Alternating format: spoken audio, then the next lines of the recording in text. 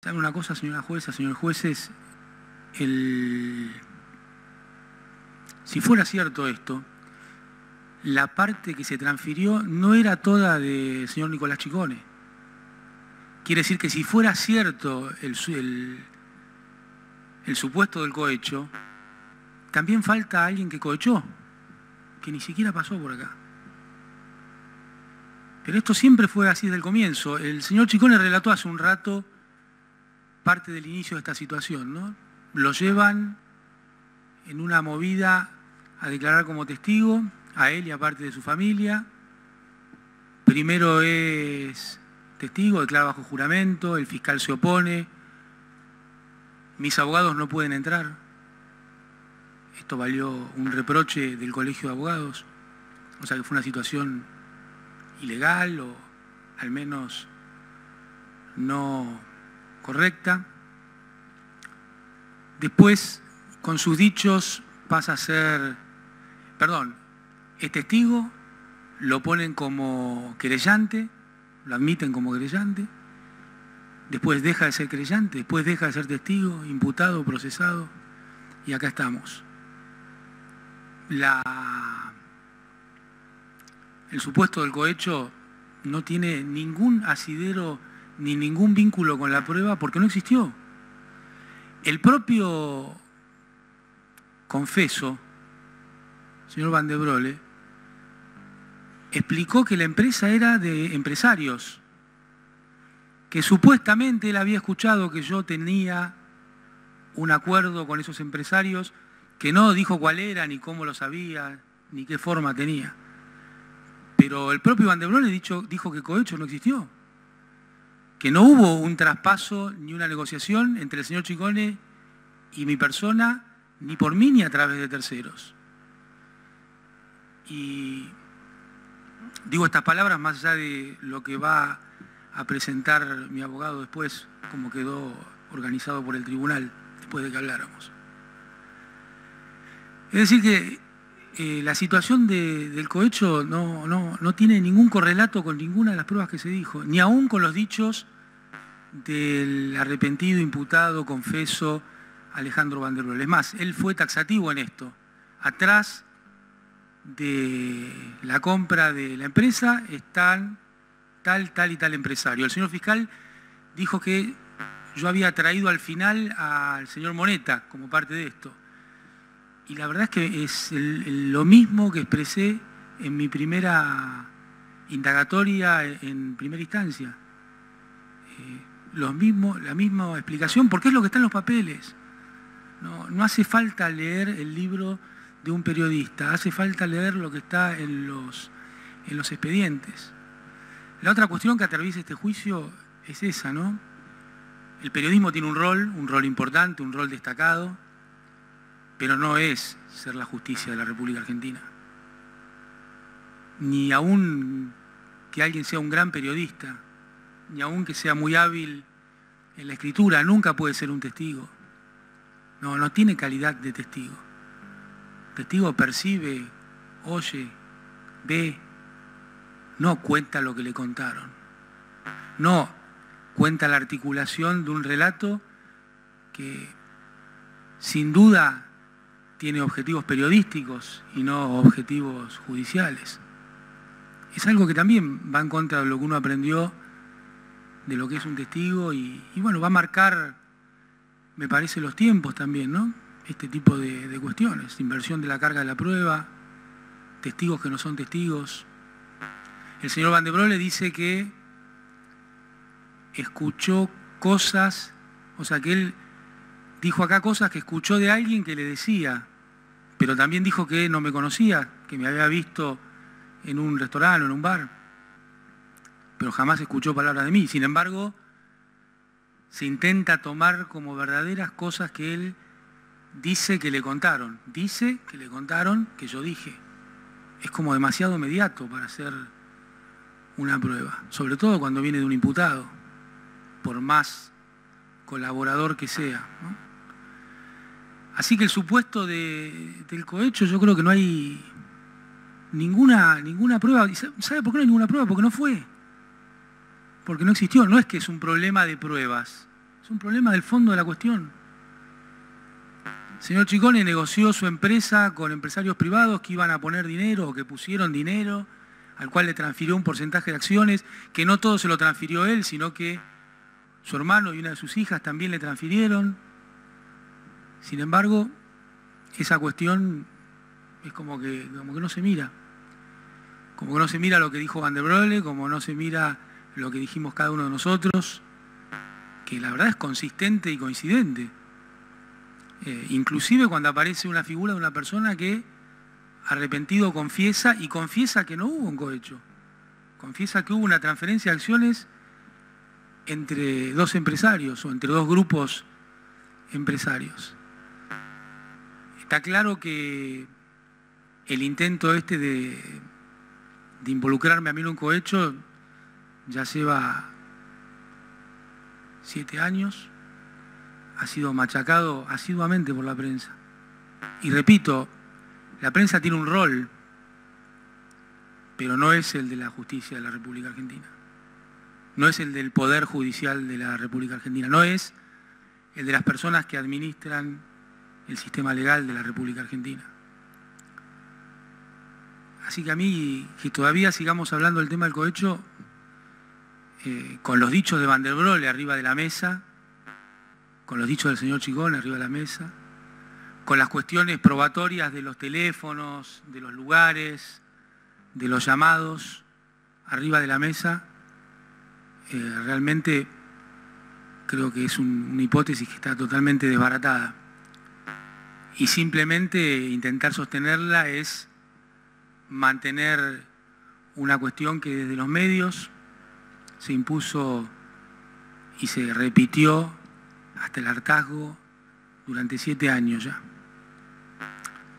Respecto del tema de las negociaciones incompatibles, entiendo que esto no es un alegato, pero me parece que solo tiene algún sentido tratar de dejar un testimonio adicional y clarificar todas estas cuestiones. Respecto del tema de las negociaciones incompatibles,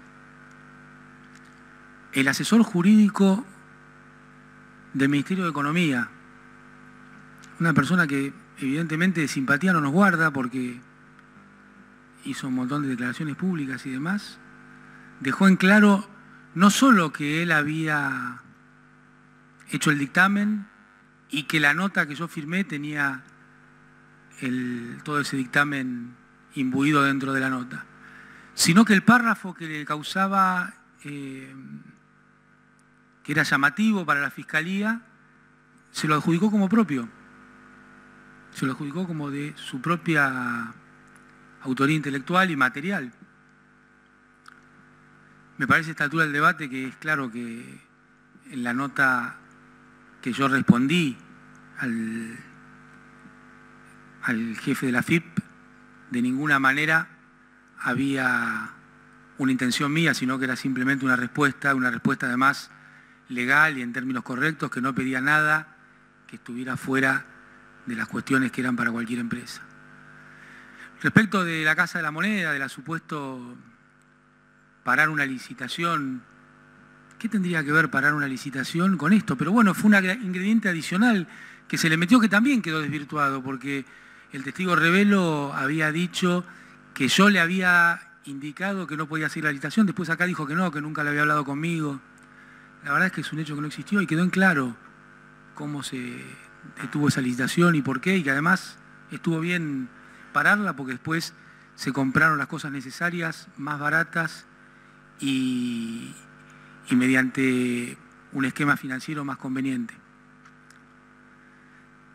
Así que, respecto a las negociaciones incompatibles, yo tampoco las encuentro y me parece que acá ha habido sobrada evidencia que así no ha sido. Repito, otra vez, se presentó, Núñez Carmona representó una carpeta con los cruces telefónicos, con las personas, con los momentos, que desbarataron todas las supuestas movimientos que la primera instancia había intentado armar con los mismos elementos, entre comillas, probatorios, ¿no? Caprichosamente ordenados.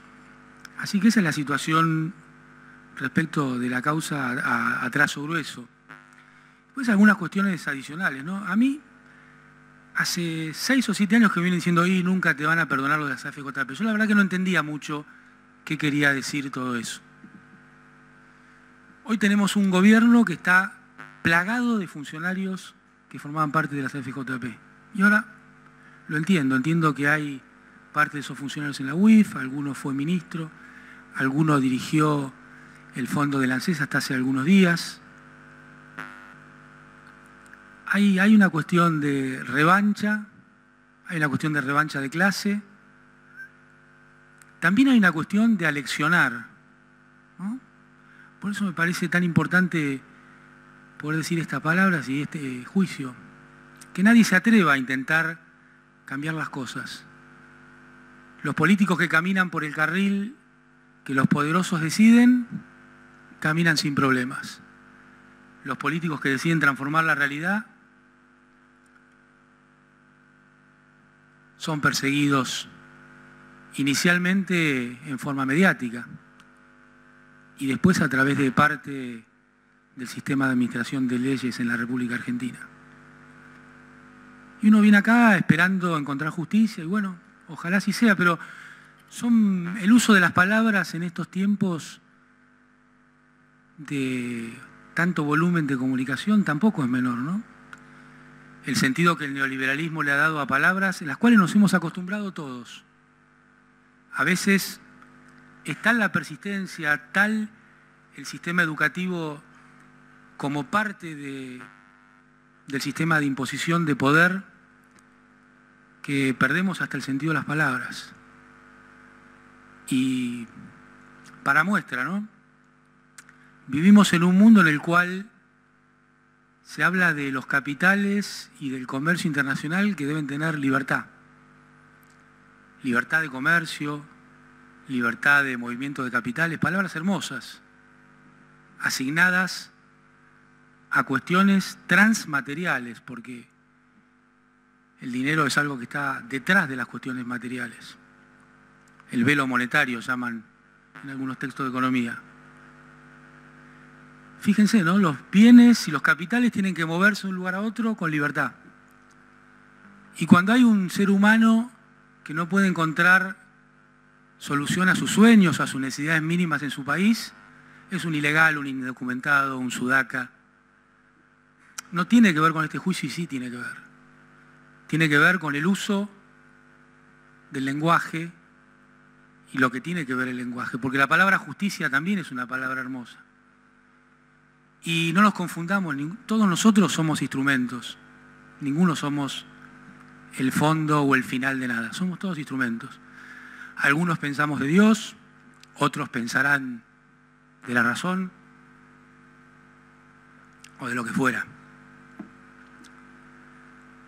Y en ese sentido también podemos ser instrumentos de la justicia o no. Yo creo que formar parte y haber trabajado para que se duplicara el número de jubilados en la República Argentina es parte de ser un instrumento de justicia, es parte de la justicia. Sobre todo cuando el 70% de esos nuevos jubilados son mujeres, hoy que se habla tanto de las cuestiones de género, ¿no? También el uso de las palabras, las políticas de género, las políticas de la igualdad. Yo creo que también fue un hecho de justicia. Haber hecho que 5 millones de niñas y niños puedan acceder al beneficio de la asignación universal como parte, no me lo adjudico a mí, pero como parte de razonar cómo financiarlo y llevarlo adelante y sostenerlo en el tiempo, también fue un acto de justicia. Combatir el analfabetismo informático, entregando casi 6 millones de computadoras a niñas y niños, también es parte de un acto de justicia.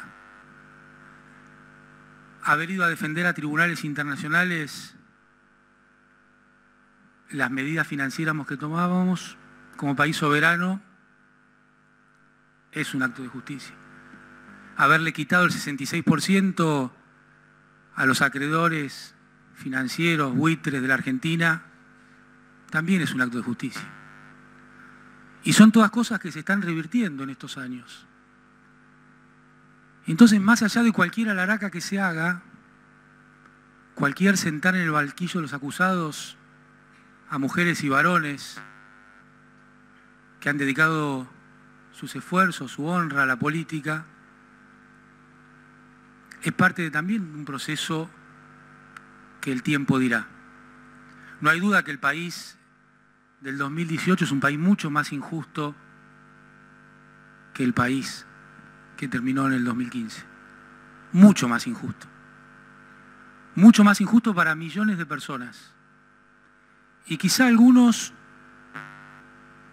seamos castigados por esto, seamos perseguidos por esto. Bienvenido sea.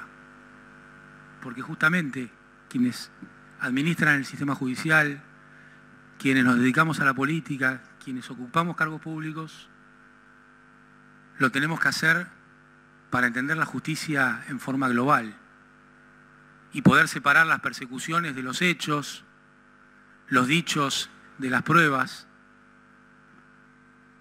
las historias de las realidades.